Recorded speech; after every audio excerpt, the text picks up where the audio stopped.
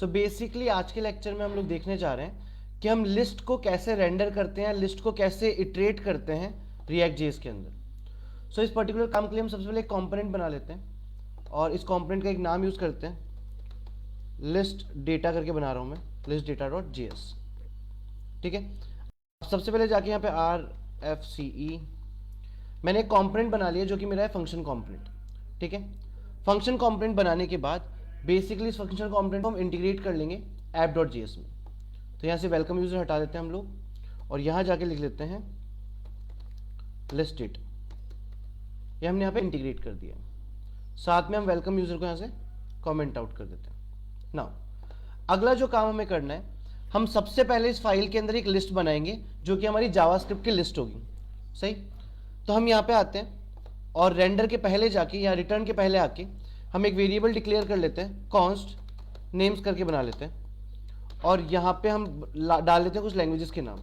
मैंने डाल दिया जावा, जावास्क्रिप्ट, PHP,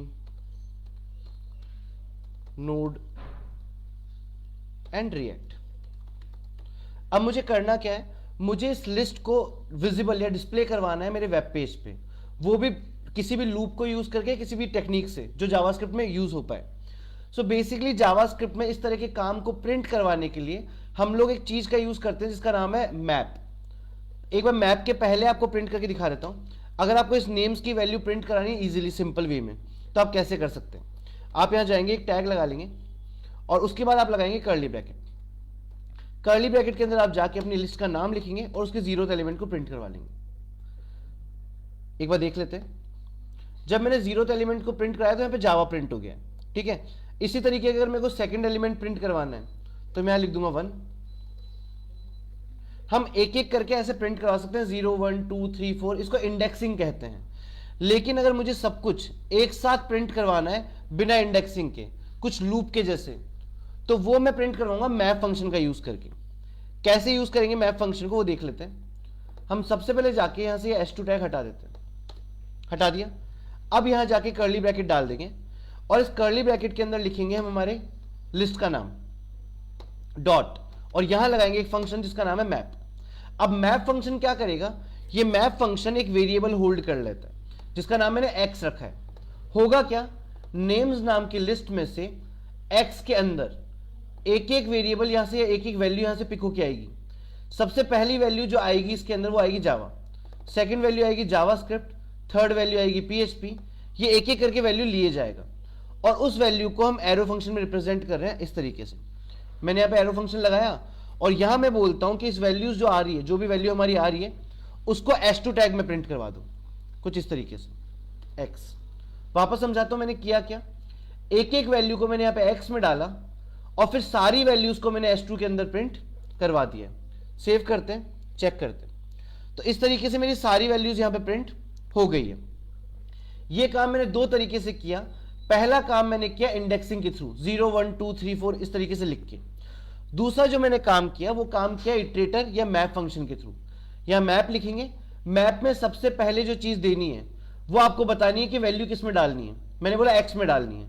उसके बाद हमें लिखना है कि आंसर दिखाना कैसे है, तो मैंने बोला h2 टैग में दिखाना है।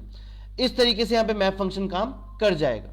इस सेम ही काम को करने का एक और तरीका हमारे पास है, हम वो तरीका यूज करते हैं। हम क्या करेंगे, सबसे पहले यहां पे आएंगे और एक नया वेरिएबल बना लेंगे कॉन्स्ट, और इसका नाम रख देते हैं हम लोग नेम्स लिस्ट करके। एक नया वेरिएबल बना लिया और फिर जो ये काम मैंने यहां पे किया है ना मैप वाला, इस पूरे के पूरे काम को आप यहां से कट कर लो और कट करके डाल दो इस वेरिएबल में। इस तरीके से डाल दिया और ये डालने के बाद आप ये सब कुछ हटा दो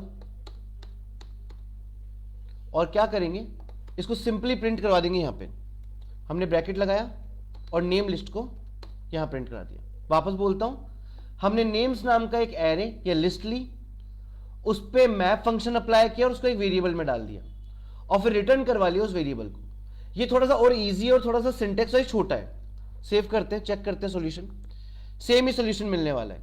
ठीक है, तो ये हमारा दूसरा या तीसरा वे बोल सकते हो। पहला इंडेक्सिंग, दूसरा मैप फंक्शन और तीसरा मैप फंक्शन को हमने एक वेरिएबल में डाल दिया जिससे हमारा काम थोड़ा सा और इजी हो गया। ठीक है, अब क्या करते हैं, इस एग्जाम्पल को थोड़ा सा टफ करते हैं, थोड़ा सा और अच्छा एग्जाम्पल पुट ऑन करते हैं हम लोग। तो क्या करते हैं, यहां से हम लोग ये हटा लेते हैं, एक बार के लिए पहले ये हटाते हैं, हटा लिया, और नेम्स की जगह हम यहां पे एक और लिस्ट बनाते हैं जिसका नाम है यूजर्स। ठीक है, इस बार जो मैं बना रहा हूं वो लिस्ट के अंदर ऑब्जेक्ट बना रहा हूं, थोड़ा सा और कॉम्प्लिकेटेड तरीका। हमने सबसे पहले एक लिस्ट ली, उस लिस्ट के अंदर हमने एक ऑब्जेक्ट बनाया इस तरीके से। ऑब्जेक्ट में हमने ले लिया आईडी 1, नेम हम ले लेते हैं इसका और यहां डाल देते हैं रवि करके। उसके बाद में यहां पे ले लेता हूं इसका सब्जेक्ट, या फिर सब्जेक्ट करके ले लेता हूं। सब्जेक्ट हम इसका रख लेते हैं जावा करके, और इसी तरीके से हम 2-3 ऑब्जेक्ट बना लेते हैं। यहां पे कॉमा लगा लेंगे, paste comma paste, 3 example sufficient है। इसको 2 कर लेते हैं, नाम यहां पे चेंज करके राम कर लेते हैं, सब्जेक्ट इसका करते हैं PHP, यहां पे इसका सब्जेक्ट चेंज करके करते हैं जावास्क्रिप्ट, और नाम इसका करते हैं रोहन करके, सेव। आईडी यहां पे 2 रखी थी, यहां पे 3 कर लेते हैं, सॉर्टेड। तो बेसिकली हमने क्या किया, इस बार थोड़ा और कॉम्प्लिकेटेड एग्जांपल बनाया, जहां पे एक लिस्ट के अंदर हमने काफी सारे ऑब्जेक्ट डाल दिए विद मल्टीपल वैल्यूज। अब करना क्या है, सबसे पहले तो जाके इस वेरिएबल का नाम चेंज करते हैं। इसको नेम लिस्ट रखा था पिछली बार, इस बार हम लिखते हैं यूजर्स लिस्ट। ठीक है, और यहां पे मेरे पास नेम को मैप किया है मैंने, तो इस बार मैं नेम को चेंज करके यहां पे कर देता हूं इसको यूजर्स, नाम था ऊपर जो मेरी लिस्ट है उसका नाम यूजर्स है। ठीक है, और इसके बाद यहां पे एक्स है हमारे पास, ठीक है, इसको एक्स ही रहने देते हैं, और यहां पे S2 के अंदर हम मल्टीपल चीजें प्रिंट करवा लेते हैं। जैसे मैं यहां पे प्रिंट करवा लेता हूं, एक बार ये सब कुछ हटा देंगे यहां से, और थोड़ा सा इस तरीके से चल जाएंगे, हाय आई एम, और यहां पे डाल देंगे हम एक्स डॉट, और क्या प्रिंट करा रहे हैं उसका नाम। ठीक है, या फिर और यहां पे लिख देते हैं एंड आई नो, और फिर उसकी स्किल्स प्रिंट करा देते हैं एक्स डॉट, और उसके अंदर से मेरे को प्रिंट करवाना है सब्जेक्ट। ठीक है, और यहां पे हम प्रिंट करवा देते हैं हमारे यूजर लिस्ट नाम के वेरिएबल को। एक बार चेक करते हैं, तो देख लीजिए, hi am Ravi and I know Java, hi am Ram I know PHP and I, ऐसा प्रिंट हो गया। सो इस तरीके से हमने क्या किया है, पहले हम सिंगल सिंगल वैल्यूज पे काम कर रहे थे, अब की बार हमने क्या किया, एक लिस्ट बनाई है जिसमें मल्टीपल ऑब्जेक्ट्स हैं, और उनकी सारी वैल्यूज को हम यहां पे प्रिंट करवा दिए। ठीक है, सो इस तरीके से भी आप काम कर सकते हैं। 2 से 3 तरीके बता दिए मैंने आपको इटरेशन करने के। अब क्या करते हैं, अगर ये जो डेटा है मेरे पास, जो भी मेरा डेटा है वो डेटा एक फाइल में होता है और मेरे को काम दूसरी फाइल में करना होता, तो कैसे करते? तो मैं आ जाऊंगा और एक नया कॉम्पोनेंट बनाऊंगा, और इस कॉम्पोनेंट को नाम रख देता हूं यूजर्स डेटा करके .js। कर लिया, RFC लगा देते हैं, और यहां पे कॉम्पोनेंट बना लेते हैं। अब कॉम्पोनेंट बनाने के बाद ये जो मेरा डिव है, इस डिव को यहां से हटा देता हूं, खाली कर लेता हूं इस तरीके से। कर लिया, खाली करने के बाद जो मैंने यहां पे S2 टैग लगाया था, आराम से देखिएगा मैं क्या कर रहा हूं, डेटा एक जगह रख रहा हूं और रेंडर मतलब यूज कर रहा हूं दूसरी जगह पे। तो इस काम को करने के लिए क्या कर रहा हूं मैं, ये जो S2 टैग मैंने लगाया था, ये सिंपली S2 टैग यहां से कॉपी कर रहा हूं इस तरीके से, और कॉपी करके डाल रहा हूं इस फाइल में। सॉर्टेड, यहां तक हो गया। अब दिक्कत हमारे सामने ये है कि डेटा उस फाइल में जाएगा कैसे।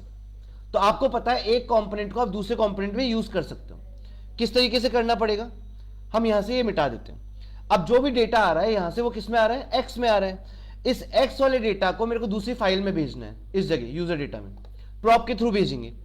कैसे भेजेंगे, यहां जाते हैं और सबसे पहले यहां पे इंक्लूड करवा लेते हैं हमारी नई फाइल को जिसका नाम है यूजर डेटा। कर लिया, अब इसके अंदर जाके यहां पे एक प्रॉप पास कर देते हैं जिसका नाम मैंने रख दिया यूजर करके, या फिर हाँ यूजर रखते हैं, यूजर, हाँ यूजर रख लेते हैं, इक्वल टू, और इसमें डाल दिया मैंने पूरा का पूरा जो भी मेरा डेटा आ रहा है एक्स के अंदर, वो पूरा एक्स मैंने किस में डाल दिया, इसके अंदर। वापस समझा देता हूं, मैंने इस पूरी फाइल को, जो नई फाइल बनाई है यूजर डेटा, इस पूरी फाइल को मैंने कॉल किया यहां पे, और फिर एक वेरिएबल बनाया, उस वेरिएबल में मैंने पास कर दिया यहां से पूरा डेटा एक्स के अंदर आ गया। अब ये पूरा डेटा कहां जाएगा, यूजर डेटा के अंदर आएगा। अब हमें क्या करना है, यूजर डेटा में डेटा आ रहा है तो उसको प्रिंट भी करवाना पड़ेगा। तो हम आ जाते हैं यहां पे इस जगह से और लगा लेते हैं यहां पे कर्ली ब्रैकेट, और मैंने अपने प्रॉप का क्या नाम दिया था, यूजर। इस प्रॉप को ले लेते हैं, यहां पे, और यहां से ये x जो हमने लिखा था इसको रिप्लेस कर देते हैं, user dot subject and user dot name. हो गया सॉर्ट। एक बार चेक करते हैं क्या ये आउटपुट देता है हमें। परफेक्ट, सेम आउटपुट दे रहा है। हमने सेम काम को 4 से 5 डिफरेंट तरीके से सीखा है। यहां पे हमने एक अलग फाइल बनाई है, मतलब हम डेटा रख रहे हैं हमारा इस फाइल के अंदर और हम प्रिंट करवा रहे हैं कहां पे, इस फाइल के अंदर। करने का तरीका क्या किया, प्रॉप का यूज किया है। वापस समझाता हूं, ये जो पूरा डेटा था यूजर्स नाम का, इस डेटा पे मैप लगाया। मैप लगाने के बाद इसको एक x नाम के वेरिएबल में डलवाया और पूरा डेटा भेज दिया दूसरी फाइल के पास, और वहां से उस डेटा को यहां पे गेट किया और गेट करने के बाद यहां पे प्रिंट करवा दिया। इस तरीके से हम काम करते हैं। ओके, अभी हम जाते हैं और एक बार हम इसका कंसोल चेक करते हैं। इंस्पेक्ट और कंसोल। आप जब कंसोल पे जाओगे तो आपको एक एरर मिलेगी। वो एरर क्या है, each child, warning actually error नहीं है, each child in a list would have a unique की। मतलब ये क्या बोल रहा है समझाने की कोशिश करता हूं। मैंने पहले भी समझाया था कि रिएक्ट जेएस क्या करता है, चीजों को ट्रैक करता है, स्टेटस ट्रैक करता है, इनकी स्टेट ट्रैक करता है। मतलब हुआ क्या, मान लीजिए हमने एक लिस्ट बनाई, उस लिस्ट में पहला नाम था रवि, दूसरा नाम था रोहन। कल को क्या हुआ, हमने डायनेमिकली या किसी भी काम के थ्रू हमने यहाँ पे एक नया डेटा डाला जिसका नाम था रमेश। तो क्या होगा ना, रिएक्ट जेएस पता नहीं लगा पाएगा कि इसमें से पुराने वाले नाम कौन से हैं और जो नया नाम ऐड किया वो कौन सा है। ठीक है, ऐसे ही मान लो अगर हमने यहां से डेटा डिलीट कर दिया तो ये पता नहीं लगा पाएगा कि कौन सा डेटा डिलीट हुआ। इस पर्टिकुलर चीज को रिएक्ट जेएस में काम में लिया जाता है एक चीज से जिसका नाम है की। एक फीचर बोलते हैं उसको, बोलते हैं की। वो की क्या होनी चाहिए वो समझाता हूं। इस की को यूज करने के लिए आपको एक चीज पता होनी चाहिए कि जो भी आपने डेटा बनाया है, मान लीजिए हमने ये डेटा बनाया है, इस डेटा में एक चीज यूनिक होनी चाहिए। यूनिक मतलब जैसे आईडी नाम की चीज है, ये कभी भी डुप्लीकेट नहीं हो रही है। अगर यहां देखें तो यहां तो नेम भी डुप्लीकेट नहीं है, यहां सब्जेक्ट भी डुप्लीकेट नहीं है। पर हो क्या सकता है इन फ्यूचर, आईडी तो सबके अलग रहनी ही रहनी है। तो हम क्या कर सकते हैं, हम यहां पे इस आईडी नाम की चीज को की में पास कर सकते हैं। किस तरीके से पास की जाती है वो भी दिखाता हूं। जहां पे आपने डेटा पास किया उस जगह जाएंगे और लिखेंगे की, फिक्स आपको लिखना है की, और की में डाल देंगे x.id, जो भी आपको यूनिक कॉलम रखना है वो इस तरीके से डाल दो और डाल के एक बार रिफ्रेश करो। रिफ्रेश करते आपकी एरर गायब हो जाएगी। ये आपके कोड में कोई रोल प्ले नहीं करता है, सिर्फ काम कितना सा है, ये आइडेंटिफाई करता है कि कौन सा डेटा नया है और कौन सा डेटा पुराना। जैसे अगर मान लीजिए अभी 3 आईडी आ रही थी, अगर कल को यहां पे एक नया डेटा डाला जाएगा तो वो उसको ऑटोमेटिकली आईडी 4 पे मैप करेगा। इस तरह के कॉन्सेप्ट को कहा जाता है की। आई होप समझ में आया होगा। So thank you so much for this lecture.